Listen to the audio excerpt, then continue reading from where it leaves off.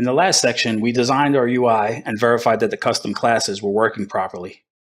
The UI for this app is pretty simple and to the point, but we touched on using constraints properly and implementing the stack view, AVFoundation and AVCaptureSession. These are the two different frameworks that we are going to import into our project and use their functionality to get the camera working. So let's get started. We're going to go on over to our main view controller and import AVFoundation at this point. The first thing we're going to do, this is the framework that's put together by Apple that will let us control the camera, amongst other things. I encourage you to explore the Apple docs to see what else it can be used for. We need 3 technologies put into place that will allow us 1, use of the camera, 2, allow us to take a picture, and 3, allow us to see a preview of the picture we just took. The 3 technologies are AVCaptureSession, AVCapturePhotoOutput, and AVCaptureVideo Preview Layer. So at this point, we're going to instantiate 3 variables. First one is CaptureSession of type AVCaptureSession, and we're going to force unwrap it with the exclamation point, otherwise referred to as a bang. We are force unwrapping the CaptureSession because we are guaranteeing that the capture session is going to have a value at the time that we are declaring the variable.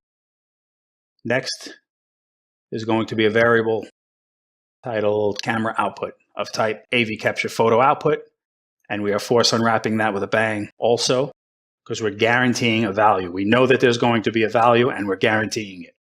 The next variable is preview layer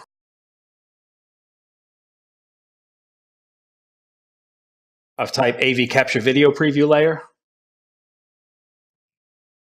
You can control-click on anything here inside the main view controller just by highlighting anything that has a color and seeing what's provided in the Apple documentation. It's a core animation layer that can display video as it is being captured. So next thing we're going to do is override a function, viewDidAppear, that's basically coming from a parent class.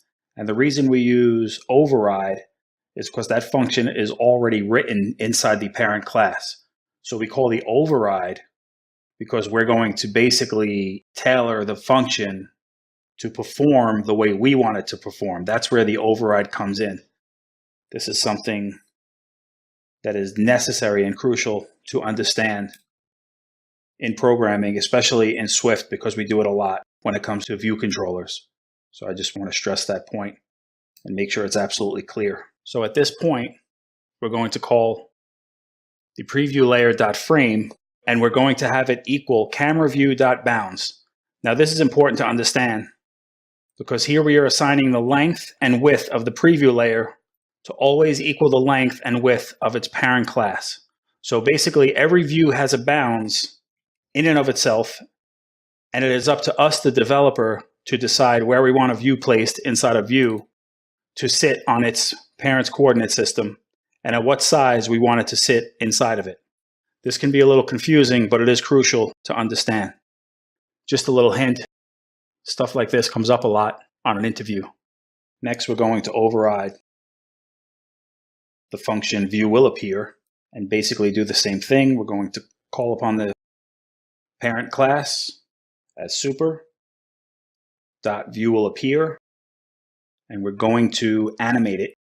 So we'll choose animate for this Boolean value here. Next thing we're going to do is instantiate our variable CaptureSession, and we're going to have it equal an AVCaptureSession.